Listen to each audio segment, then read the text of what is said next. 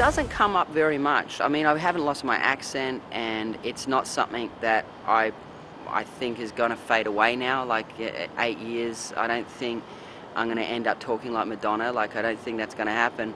So it's something that comes up obviously in conversation when you meet someone. Oh, you must be from New Zealand, or something along those lines. And so it starts some sort of conversation about where you're from.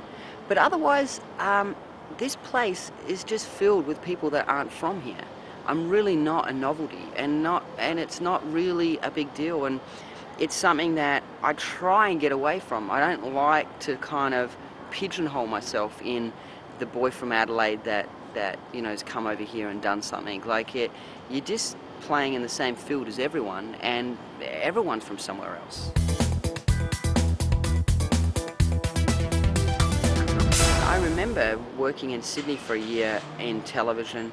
People like, you know, where you from Adelaide? Oh, I'm sorry. It would be just their first reaction, and it's something that you just kind of. I never really took it that personally. It's like, you know, it's like giving shit to Victorians or New Zealanders. It's just part of, I think, Australian culture.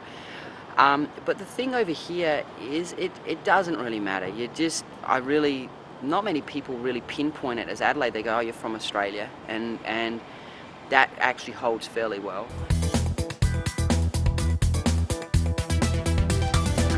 I get offers sometimes of, can you do this for $5 grand? And you get into a mode here where you automatically go, okay, I need my crew of 8 people to do this.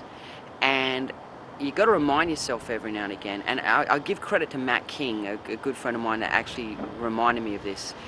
When we were arguing about a budget, and I think it was something like $8 or $9 grand to film for a few days and editing and stuff, and we're arguing about how can we possibly do this, he said to me, Sputnik or Pt4 would do this with one camera themselves, and they'd have the thing on their shoulder, and no one would know. And it's so true.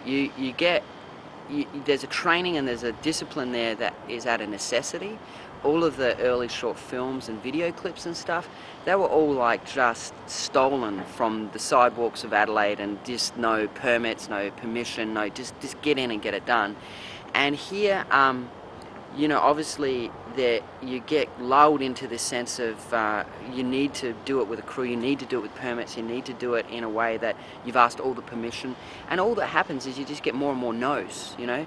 And really, in all that time, you could have grabbed a camera like this and gone out and done something. And it's good to be reminded of that every now and again, you know. And I think that that's something that, if you were born here and you grew up in the industry, I've got a lot of friends that are 3rd and 4th generation industry people, there's no way they could do that. They could not even conceive.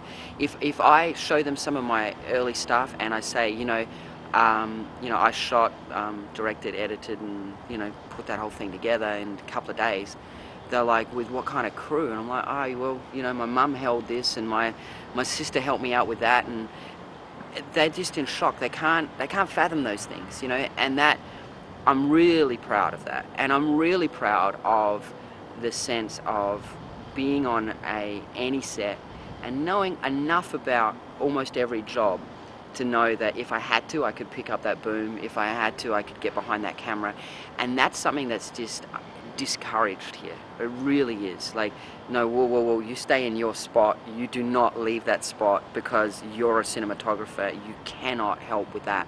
But no, I'm proud of that stuff. I love the sense that we can do anything, and it does legitimately come up often to remind myself to not be a prick and go, give me my crew of 10 people, like, and know that, you know, when it comes down to it, if you really want to make something, you can, you know, with a very, very limited set of resources.